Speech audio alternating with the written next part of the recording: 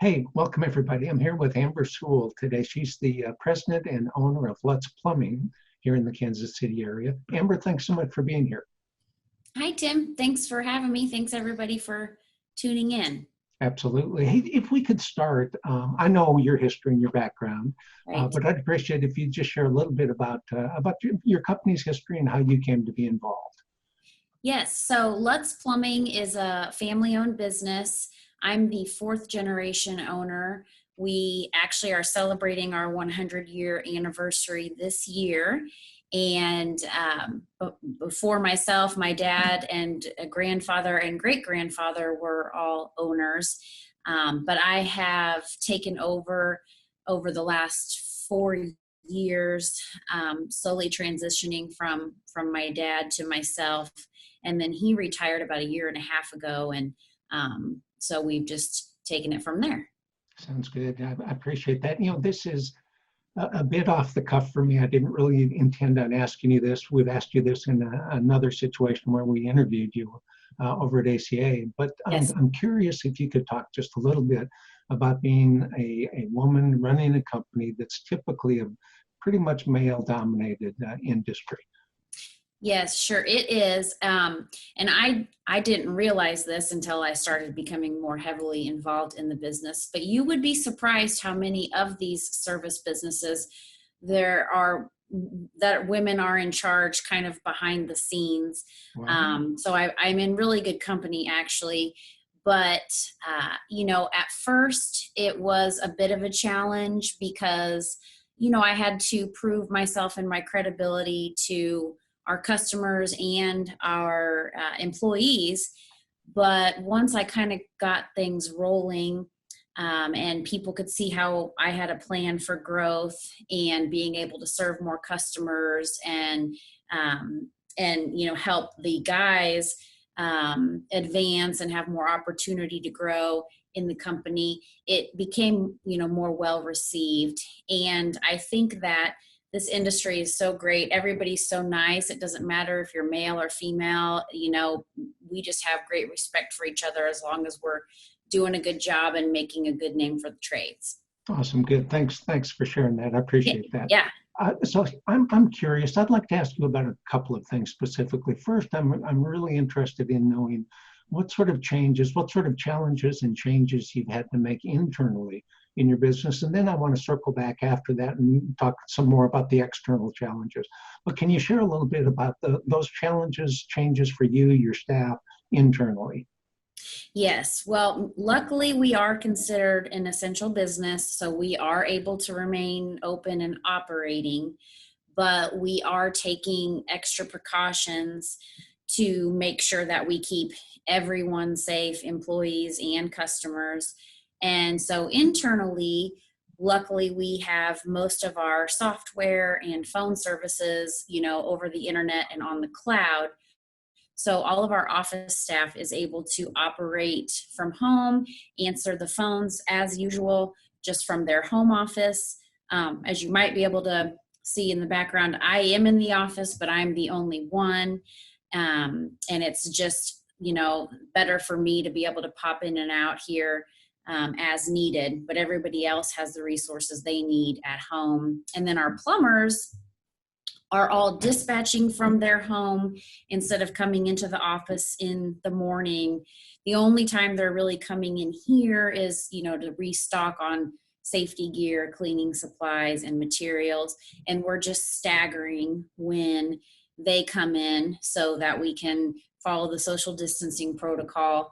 And obviously we've had to buy a lot more cleaning supplies and safety gear. And some of the struggles there are just that the resources are limited. So we're just, we're doing the best we can. We have tons of things. We were already a very, put a lot of importance on keeping our work area clean. So, luckily that hasn't changed much, but just double cleaning tools before and after every job, and making sure we have disposable coveralls and gloves and things like that to keep our guys protected has been some of the biggest changes for Yeah, us. yeah, fantastic. So how have you found, I'm curious about a couple of things. Has there been any disruption in your supply chain of just, equipment that you need? And what has the workload, what, how has your workload been impacted? Have you seen things slow down, or still having folks calling you up because the toilet's plugged up or whatever it is? Yeah, yes, people still need plumbers. So the workflow has maybe decreased a tad because a lot of our commercial customers, have had to shut down or go to working from home. So the need for our commercial customers to have plumbing issues is reduced, but the residential calls that we're doing have steadied and even picked up a little bit since more people are at home That using the makes facilities perfect more sense. and things like that. Yeah, yeah, and so actually, we're pretty steady. We feel very, very grateful for the business that we have and that we're able to get out and help people in emergencies.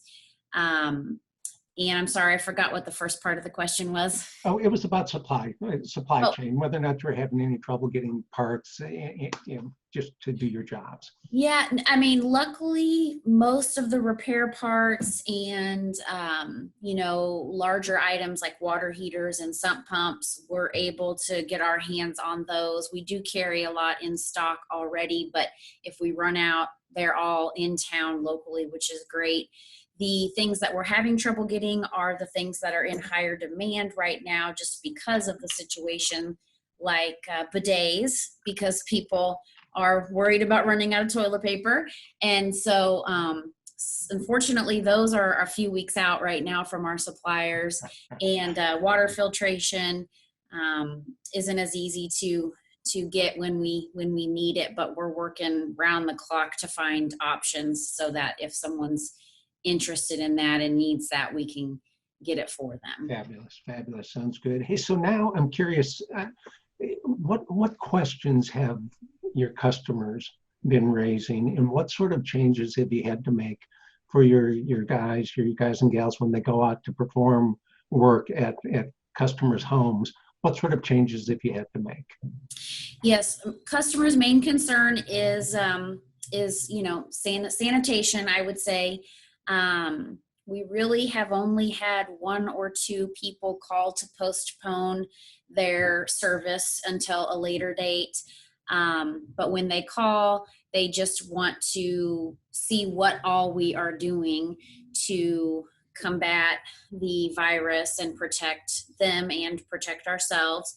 And so we assure them that, like I said earlier, we're coming out with coveralls, masks, safety goggles, gloves, shoe covers, plenty of disinfectant so that we can keep everything sanitized while still being able to take care of their plumbing issue. We've also switched to we were already paperless, but customers still sign, after the work has been completed on our tablets. So we've switched to contact-free signatures, so we can email them the invoice that they can sign electronically on their own computer, things like that. We're just keeping our distance, telling everyone don't be offended, but we'll keep our distance, from you, just to keep you safe, and everybody obviously understands that. So following all of the CDC guidelines of just washing hands, and we've stocked up on a lot of lotion and things to keep our hands hydrated, because all the washing has dried us out. It's well worth it. But Yeah, but very yeah. good. Very good. And I take it the gear that your guys are wearing out in the field, you have disposable? Did I hear you It's say that you have disposable. disposable? Yes. So they are getting rid of it. The gloves we're pretty much getting rid of, a couple of different times throughout the call. Like if we have to go back out to the truck and come back in, and the shoe covers and things like that, the coveralls, all of those can be disposed of. And then they have backups available. So we're not carrying anything back and forth. in and out of the house, and then from one house to another. And then one other thing that is brand new that we're doing that some people have taken advantage of is a virtual consultation. So if a customer is concerned about a plumbing problem, but not sure if it's an emergency or maybe something they can just fix themselves until we can get out there, they have the opportunity to FaceTime or have a meeting virtually with one of our plumbers to just kind of talk them through maybe how to fix it, or say, hey, that's not really that much of an emergency. Let's get on the schedule 30 days from now and take care of it then. So that's very cool. I had not heard of that sort of a thing, but it's a sort of thing I would certainly take advantage of if I needed. So yeah, that's fantastic. Thanks. It's been a good option. Yes. Yeah, very cool. So hey, I really appreciate your spending some time here today. Any last words of advice for other folks in service industries, things that you've maybe been surprised by, that you've learned, that you now see as we're a couple of weeks into this, a few weeks into this, that you see were key, that you wish you had known a little bit sooner? Well, I wish that we would have, stocked up on a few things sooner. So hopefully a lot of my counterparts have done that.